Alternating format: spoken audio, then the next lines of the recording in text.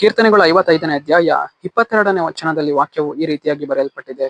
ನಿನ್ನ ಚಿಂತಾಭಾರವನ್ನು ಯೆಹೋವನ ಮೇಲೆ ಹಾಕು, ಆತನು ನಿನ್ನನ್ನು ಉದ್ಧಾರ ಮಾಡುವನು ಎಂದು ವಚನವು ಬರೆಯಲ್ಪಟ್ಟಿದೆ. ಅಂದರೆ ಪ್ರೀತಿಯುಳ್ಳ ದೇವಜನರೇ, ಕರ್ತನ ಆತ್ಮನು ಈ ಮುಂಜಾನೆ ವೇಳೆಯಲ್ಲಿ ಆತನು ನಮ್ಮೊಟ್ಟಿಗೆ ಈ ರೀತಿಯಾಗಿ ಮಾತನಾಡುವವನಾಗಿದ್ದಾನೆ. ಏನೆಂದರೆ, ಮಗನೇ ಮಗಳೇ, ನಿನ್ನ ಜೀವಿತದಲ್ಲಿ ಕ್ರಿಯೆ ಮಾಡ್ತಾ ಇರುವಂತಹ, ನಿನ್ನ ಕುಟುಂಬದಲ್ಲಿ ಹೋರಾಡಿಕೊಂಡಿರುವಂತಹ ಎಲ್ಲ ವಿಧವಾದ ಚಿಂತಾಭಾರವನ್ನ ನೀನೇನ್ ಮಾಡು, ಆತನ ಮೇಲೆ ಹಾಕಿ ನೀನೇನ್ ಮಾಡು, ವಿಶ್ರಾಂತಿಯನ್ನು ತೆಗೆದುಕೋ ಎಂದು ಆತನು ನಮ್ಮೊಟ್ಟಿಗೆ ಮಾತನಾಡುವವನಾಗಿದ್ದಾನೆ.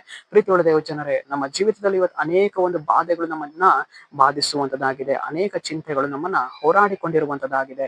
ನಾಳೆ ಕುರಿತು ಚಿಂತೆ, ಭವಿಷ್ಯದ ಕುರಿತು ಚಿಂತೆ, ಮಕ್ಕಳ ಕುರಿತು ಚಿಂತೆ, ಒಂದು ಕೆಲಸ ಕಾರ್ಯಗಳ ಕುರಿತು ಚಿಂತೆ, ಒಂದು ಸೇವೆಯ ಕುರಿತು ಚಿಂತೆ, ಅನೇಕ ಒಂದು ಕಾರ್ಯಗಳು ನಮ್ಮನ್ನ ಬಾಧಿಸುವಂತದ್ದಾಗಿದೆ. ಈ ಚಿಂತೆಯ ಎಲ್ಲಾ ಭಾರವನ್ನ ನಾವು ಆತನ ಮೇಲೆ ನಾವು ಮಾಡಬೇಕು, ಆತನ ಮೇಲೆ ವಹಿಸಿಕೊಡಬೇಕು. ದೇವರೇ, ನನ್ನ ಈ ಎಲ್ಲಾ ಮಾರ್ಗಗಳನ್ನು ನಿನ್ನ ಮೇಲೆ ವಹಿಸಿಕೊಡುವವನಾಗಿದ್ದೇನೆ.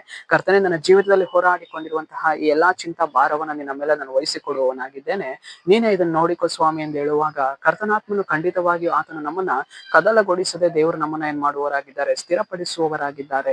ನಮ್ಮ ಎಲ್ಲಾ ಭಾರವನ್ನ ಆತನು ತೆಗೆದುಕೊಂಡು ಆತನು ಸಾಗಿಸುವವನಾಗಿದ್ದಾನೆ, ನಮ್ಮನ್ನ ನಡೆಸುವವನಾಗಿದ್ದಾನೆ, ನಮ್ಮ ಕಣ್ಣೀರನ್ನ ಒರೆಸುವವನಾಗಿದ್ದಾನೆ.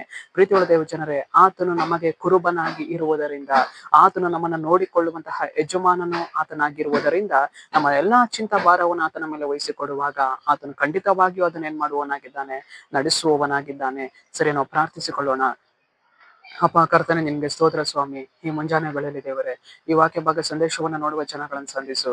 ಕರ್ತನೆ, ನಿನ್ನ ಜನರ ಜೀವಿತದಲ್ಲಿ ನಿನ್ನ ಕಾರ್ಯವನ್ನ ಮಾಡಿ, ನಿನ್ನ ಜನರ ಜೀವಿತದಲ್ಲಿ ಹೋರಾಡಿಕೊಂಡಿರುವ ಎಲ್ಲ ವಿಧವಾದ ಚಿಂತಾ ಭಾರವನ್ನ ನೀನು ನೀಗಿಸಿ ಅವುಗಳನ್ನು ನೀನು ವಹಿಸಿಕೊಂಡು ನಡೆಸುವುದಕ್ಕಾಗಿ ಸ್ತೋತ್ರ. ನಜರೇತಿನ ಯೇಸುವಿನ ನಾಮದಲ್ಲಿ ಕರ್ತನೆ, ಆಮೆನ್.